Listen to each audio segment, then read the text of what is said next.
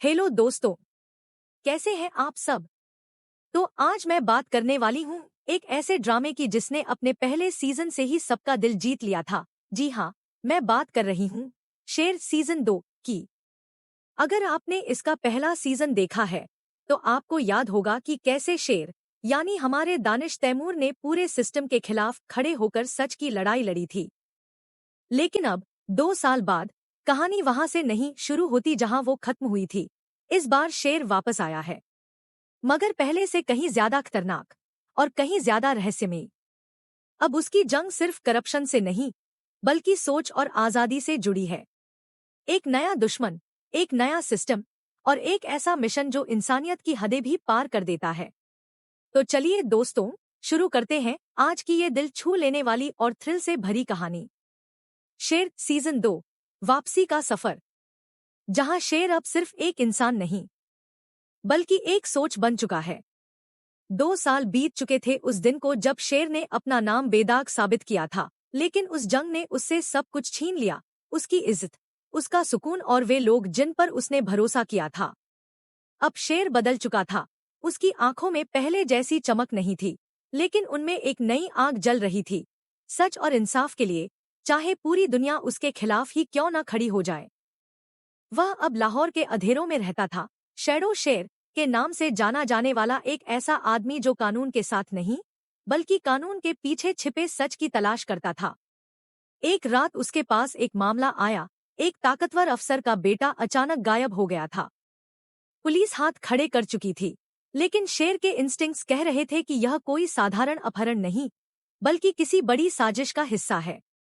जांच के दौरान उसके सामने आया रायन मलिक, एक युवा, आकर्षक लेकिन बेहद खतरनाक टेक जीनियस, जो बाहर से भ्रष्टाचार के खिलाफ लड़ने का दिखावा करता था, लेकिन अंदर से पूरे सिस्टम को कंट्रोल कर रहा था।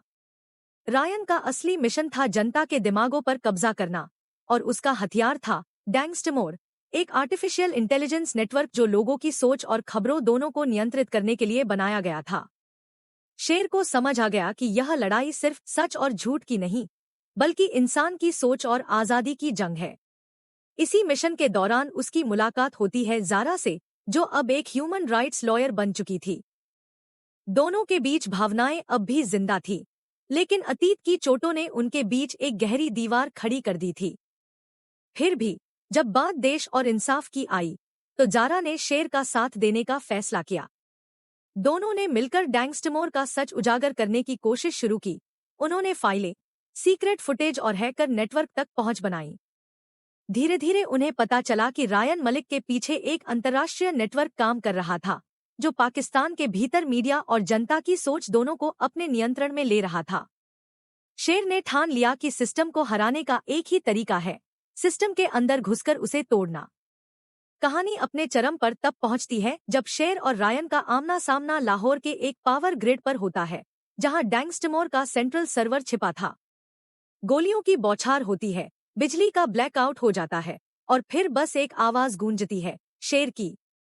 उसने अपनी जान की परवाह किए बिना सिस्टम को नष्ट कर दिया, लेकिन सिस्टम ने बदला लिया, उसकी पूरी पहचान मिटा दी। अगले दिन न्यूज चैनलों ने खबर चलाई, शेर ऑपरेशन में मारा गया। ज़ारा ने उसकी तस्वीर देखकर आंसुओं में कहा, तुमने फिर सब कुछ दे दिया, शेर। लेकिन कुछ हफ्तों बाद एक अज्ञात हैकर ने पूरे देश के न्यूज फीड को हैक कर दिया। स्क्रीन पर एक लाइन चमकी, शेर जिंदा नहीं रहता। शेर रूप बदल लेता है, और यहीं से कहानी खत्म नहीं होती बल्कि एक नए सफर की शुरुआत होती है, जहां शेर अब सिर्फ एक इंसान नहीं बल्कि एक सोच बन चुका था।